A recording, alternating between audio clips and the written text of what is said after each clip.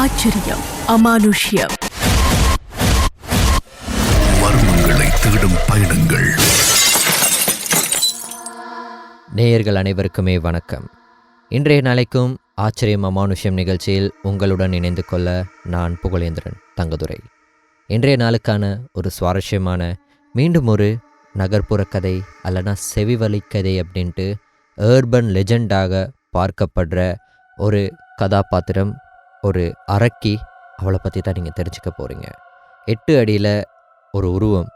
அந்த உருவத்துக்கு சின்ன குழந்தைங்கன்னா ரொம்ப பிடிக்கும் அப்படின்னு இருக்கிறப்போ அந்த ஊர் சின்ன குழந்தைங்களுக்கு என்ன ஆச்சு, அவர்களை எப்படி காப்பாற்றினாங்க, அந்த சின்ன குழந்தைகளை கூட்டிகிட்டு போயிட்டு இந்த அரக்கி என்ன செய்வா, இந்த அரக்கியோட பேர் என்ன, உருவம் என்ன, என்னெல்லாம் தான் இந்த அரக்கியால் அந்த மக்கள் அனுபவித்தாங்க அப்படிங்கிறது தான் இன்றைய நாளுக்கான நிகழ்ச்சியில் நீங்கள் தெரிஞ்சுக்கொள்ள போகிறீங்க.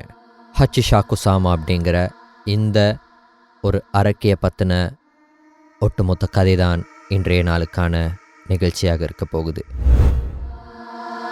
முன்னொரு காலத்தில் ஜப்பானில் ஒரு நகரத்தில் ஒரு குட்டி பையன் தன்னோட தாத்தா பாட்டியோட ஊருக்கு வந்திருக்கான்.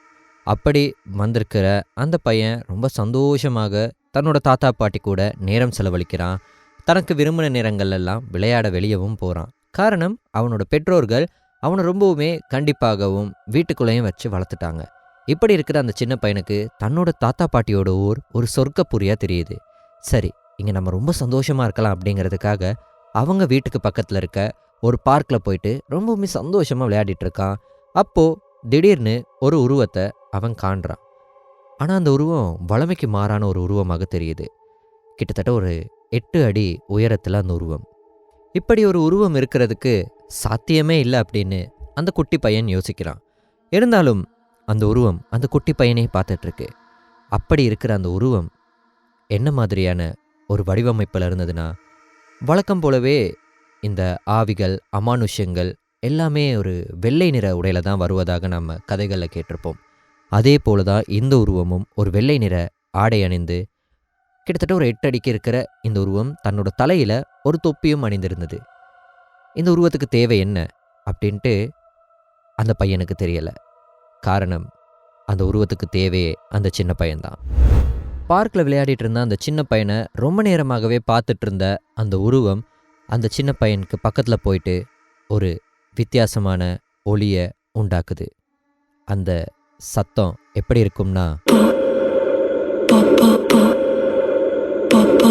இந்த சத்தத்தை கேட்டு கொஞ்சம் திகிலாகிற அந்த சின்ன பையன் உடனடியாகவே பயத்தினால அந்த பார்க்கில் இருந்து தன்னோட தாத்தா பாட்டியோட வீட்டுக்குள்ளேயே ஓடி போயிடுறான். அந்த வீடு பார்க்குக்கு ரொம்ப பக்கமாக இருந்தது. அவனுக்கு நல்லதாக போச்சு. திரும்ப அவன் வீட்டுக்குள்ளே போனதும் தான் கண்டது இப்படியான ஒரு விஷயத்தை தான் அப்படின்னு தாத்தா பாட்டிக்கிட்ட சொன்னதும் தாத்தா பாட்டிக்கு பயம் உண்டாகுது. தங்களோட பேரனை இழந்துடுவோமோ அப்படிங்கிற பயம்தான் அந்த பயம். அதற்கான காரணம் என்ன? ஹச்சிஷாகுசாமா அப்படிங்கிற இந்த அரக்கி என்ன பண்ணுவா? அவளுக்கு ரொம்ப பிடிச்சது சின்ன பசங்க தான். அப்படி தான் பார்க்குற இந்த மாதிரியான குழந்தைகளை அவங்களோட பெற்றோர் தாத்தா பாட்டிக்கிட்ட இருந்து பிரித்து கூட்டிகிட்டு போயிடும். இதனால் பயத்துக்குள்ளாகிற தாத்தாவும் பாட்டியும் ஒரு மந்திரவாதிக்கிட்ட போகிறாங்க. அதே போல் தங்களோட பேரன்கிட்டையும் சொல்கிறாங்க, இது ரொம்ப ஆபத்தான விஷயம், நீ அவகிட்ட போனியா அப்படின்னு. அவன், இல்லை பாட்டி, நான் சீக்கிரமே உங்கள் எல்லாருக்கிட்டையும் ஓடி வந்துட்டேன், எனக்கு அவளை பார்க்கும்போது ரொம்ப பயமாக இருந்தது அப்படின்னெல்லாம் சொல்கிறான். இருந்தாலும் தாத்தா பாட்டிக்கு அந்த ஹச்சிஷாகுசாமாவோட சக்தி என்ன, அவளோட தேவைக்காக அவள் எந்த எல்லை வரைக்கும் போவான்னு எல்லாமே தெரியும். ஊரில் பல பேர் தங்களோட பிள்ளைகளையும் பேரப்பிள்ளைகளையும் இழக்கிறதுக்கு காரணமாக இருந்த இந்த ஹச்சிஷாகுசாமாவோட வருகை இந்த தாத்தா பாட்டிக்கு பயத்தை உண்டாக்குது. தங்களோட பேரனை பிரிஞ்சிடுவோமோ அப்படிங்கிற உணர்வை அவங்களோட மனதில் ஆழமாக பதிய வைக்குது. இதனால் இந்த தாத்தாவும் பாட்டியும் உடனடியாக ஒரு மந்திரவாதியை நோக்கி போகிறாங்க. அந்த பெண் மந்திரவாதி என்ன சொல்கிறாங்கன்னா, கண்டிப்பாகவே ஹச்சிஷாகுசாமாவுக்கு தேவை உங்களோட பேரன் தான், அதனால் என்ன ஆனாலும் அவள் கண்டிப்பாக திரும்ப உங்களோட பேரன்கிட்ட வருவா அப்படின்னு சொல்கிறாங்க. ஹச்சிஷாகுசாமா கிட்டேருந்து தங்களோட பேரனை காப்பாற்றுறதுக்கு எந்த ஒரு வழியுமே இல்லையா அப்படின்னு மன்றாடி கேட்குற அந்த குட்டி பையனோட தாத்தா பாட்டிக்கிட்ட மந்திரவாதி சொன்னது ஒரே ஒரு விஷயந்தான். அடுத்த 2 நாட்களுக்கு இந்த பையன் ஒரு அறையை விட்டு வெளியே வரவே கூடாது. அறைக்குள்ளே இவன் தனியாக இருக்கணும், என்ன ஆனாலும் இவன் திசை திரும்பக்கூடாது, அவ கண்டிப்பாகவே உங்கள் பேரனை தேடி வருவா அப்படின்னு சொல்கிறாங்க. என்ன செய்து இவனை காப்பாற்றலாம் அப்படின்னு சொல்லும்போது அந்த குட்டி பையன் கையில் சின்னதாக ஒரு புத்தரோட சிலை பொறிக்கப்பட்ட மாலையை கொடுக்குறாங்க. இதை நீ ரொம்ப டைட்டாக பிடிச்சிக்கோ அப்படின்னு சொல்கிறாங்க. அந்த குட்டி பையனை ரூம்குள்ளே அனுப்பிட்டு என்ன ஆனாலும் கண்ணை மட்டும் திறந்துடாத அப்படின்னு சொல்கிறாங்க. இரவு நேரங்களில் என்ன ஆனாலும் நீ வெளியே வரக்கூடாது அப்படின்னு சொல்லிடுறாங்க. அப்படியே அதற்கேற்றாற் போலவே அவன் உள்ளே போயிடுறான். உள்ளே போனவன் தன்னோட கண்களை இறுக மூடிக்கொண்டு படுத்துக்கிறான். அந்த அறைக்கு வெளியே நாலா பக்கமுமே ஒரு பாத்திரத்தில் உப்பு வைக்கப்படுது. இது எல்லாமே ஹாச்சிஷாக்கு சாமா கிட்ட இருந்து அந்த சின்ன பையனை காப்பாற்றுறதுக்காகத்தான் நடக்குது. பகல் இரவாக மாறுது. சூரியன் அஸ்தமனமாகி வானெங்கும் இருள் சூழுது. இப்போ மறுபடியும் ஹாச்சிஷாக்கு சாமா வெளியே வர்றா. தன்னோட அந்த சத்தத்தை எழுப்பிக்கிட்டே வர்றா. ஹச்சிஷாக்கு சாமாவோட வருகையை உணர்ந்த அந்த சின்ன பையனுக்கு மறுபடியும் பயம் உண்டாகுது. திடீர்னு கதவுகள் வேகமாக தட்டப்படுது. நான் உங்களோட தாத்தா பாட்டி தான் வந்திருக்கோம், கதவை திறங்க அப்படின்னு சத்தம் கேட்குது. இருந்தாலும் மந்திரவாதி சொல்லி அனுப்பினதை சிறிதளவும் மறக்காத அந்த சின்ன பையன் என்ன ஆனாலும் நான் கதவை திறக்க போகிறது கிடையாது அப்படின்னு உறுதியாக இருக்கான். அவன் இருக்க அறையோட ஜன்னல்களும் ரொம்ப சத்தமாக அடிப்படுது. என்ன பயமாக இருந்தாலுமே கூட தன் கையில் இருந்த அந்த மாலையை அவன் விடவே இல்லை.